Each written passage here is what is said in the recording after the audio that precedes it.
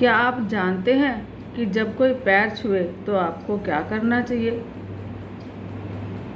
पुराने समय से ही ये परंपरा चली आ रही है कि जब भी कोई विद्वान व्यक्ति या उम्र में बड़ा व्यक्ति हमसे मिले तो हम उनके पैर छूते हैं। इस परंपरा को सम्मान की दृष्टि से देखते हैं। ये बात सब जानती हैं कि बड़ों के पैर छूने चाहिए, लेकिन जब कोई हमारे पैर छुए तो हमें क्या करना चाहिए? इस परंपरा का पालन आज भी बहुत लोग करते हैं। चरण स्पर्श करने से धार्मिक और वैज्ञानिक दोनों लाभ मिलते हैं। जब भी कोई व्यक्ति, चाहे वह स्त्री हो या पुरुष, हमारे पैर छुए तो हमें आशीर्वाद देना ही चाहिए। साथ ही अपने भगवान को भी याद करना चाहिए। आमतौर पर हम यही प्रयास करते हैं कि हमारा पैर किसी को ना लगे, क्योंकि ये अशुभ कार्य माना गया है। जब कोई हमारे पैर छूता है तो हमें दोष लगता है इससे, और इस दोष से बचने के लिए मन ही मन भगवान से क्षमा मांगनी चाहिए। शास्त्रों में लिखा है कि अभिवादनशीलस्य नित्यं हृदोपसेविनः चत्वारि तस्य वर्धन्ते आयुर्विद्या यशोबलम। इस श्लोक का मतलब है कि जो व्यक्ति रोज़ बड़े बुजुर्गों से सम्मान प्राप्त करता है, प्रणाम करता है, उनको उनके चरण स्पर्श करता है, उनकी उम्र, विद्या, यश और शक्ति बढ़ती जाती है।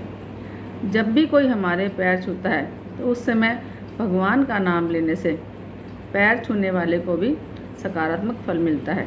आशीर्वाद देने से पैर छूने वाले व्यक्ति की समस्याएं खत्म होती हैं, उम्र बढ़ती है और नकारात्मक शक्तियों से उसकी रक्षा होती है।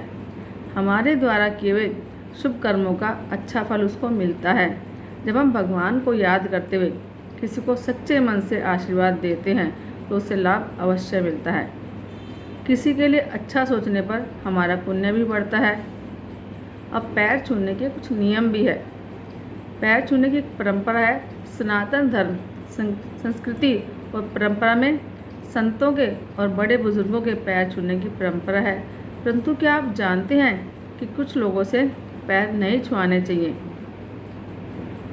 अब सबसे पहले कुंवारी कन्या से पैर नहीं छुआने चाहिए, क्योंकि उससे पाप लेना है। उसके तो पैर हमें छूने चाहिए और उससे आशीर्वाद लेना चाहिए। अब बेटियों से पैर नहीं छुआने चाहिए। किसी भी पिता को अपनी बेटी से पैर नहीं छुआने चाहिए। बेटी को देवी का रूप माना जाता है, इसलिए उससे चरण नहीं छुआने चाहिए।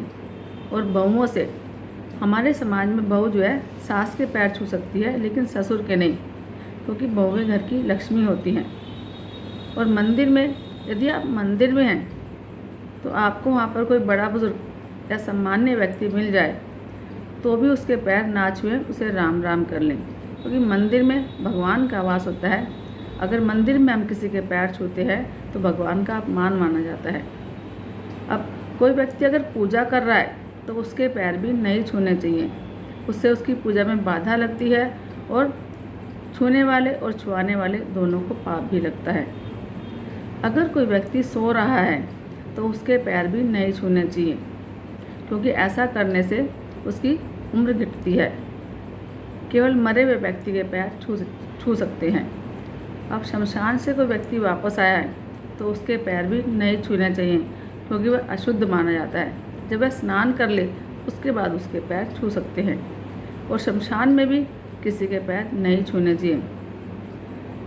यदि किसी कारण से कोई व्यक्ति अशुद्ध है तो उसके पैर नहीं छूने चाहिए। इससे छूने वाले और छुआने वाले दोनों को नुकसान उठाना पड़ सकता है। भांजा भांजी भी मामा मामी के पैर ना छुए, क्योंकि भांजा और भांजी पूजनीय होते हैं। मामा और मामी को इससे पाप लगता है।